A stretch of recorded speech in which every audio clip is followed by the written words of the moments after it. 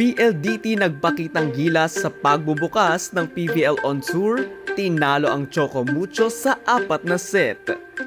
Mainit na aksyon ang agad na nasilayan ng mga volleyball fans sa pagbubukas ng 2026 PVL On Tour matapos ang kapanapanabik na paghaharap ng PLDT High Speed Hitters at Choco Mucho Flying Titans.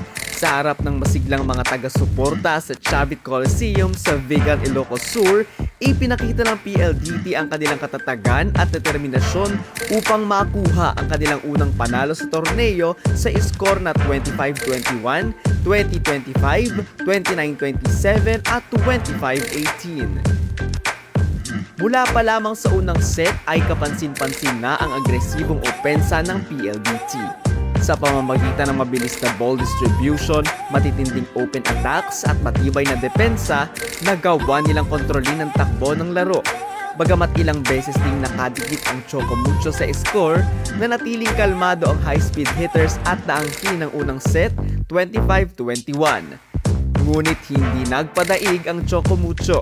Pagpasok ng ikalawang set ay nagbago ang kanilang diskarte. Mas naging agresibo sila sa service line at mas naging organisado ang kanilang floor defense.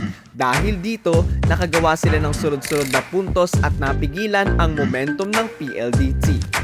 Tinapos nila ang ikalawang set sa score na 25-20 upang maitabla ang laban sa tig-isang set ang bawat koponan. Ang ikatlong set ang masasabi nating naging puso ng laban. Nagpalitan ng malalakas na spikes, matitinding blocks at mahabang rally ang dalawang koponan. Ilang beses ding nagpalitan ng lamang ang PLDT at Choco Mucho dahilan upang lalong uminit ang laban. Nang umabot sa extended play ang set, kapansin-pansin ang matinding pressure sa magkabilang panig. Gayunman, ipinakita ng PLDT ang kanilang composure sa mga kritikal na sandali. Sa pamamagitan ng mahalagang atake at matatag na depensa, naagaw nila ang ikatlong set 29-27 na siya naging turning point ng buong laban. Dahil sa panalong iyon sa ikatlong set, mas tumaas ang kumpiyansa ng PLDT pagdating ng ika-4 na set. Mabilis silang nakabuo ng kalamangan at hindi na nila hinayaang makabalik pa ang Choco Mucho. Naging epektibo ang kanilang blocking, floor defense at mabilis na transition sa opensa.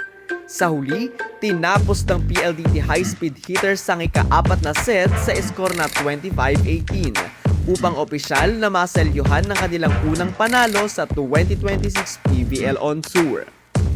Pinangunahan ni Kiana D ang PLDT sa kanyang 17 points dahilan upang tanghaling player of the game. Malaki rin ang naging kontribusyon ng kanyang mga kasamahan kabilang sina Savvy Davison at Aliyah Malaluan na kapwa nagbigay ng mahalagang puntos sa mga crucial moments ng laban.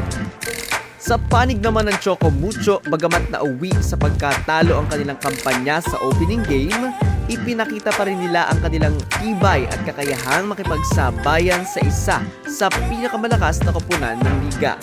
Ang kanilang pagbawi sa ikalawang set at matinding laban sa ikatlong set ay nagpapatunay na magiging isa rin silang malaking banta sa mga susunod pang laro. Sa kabuuan, naging matagumpay ang pagbubukas ng PVL On Tour dahil sa mataas na antas ng kompetisyon at magandang ipinakitang laro ng dalawang koponan. Inaasahan ngayon ng mga tagahanga ang mas marami pang kapanapanabik na laban habang nagpapatuloy ang PVL On Tour.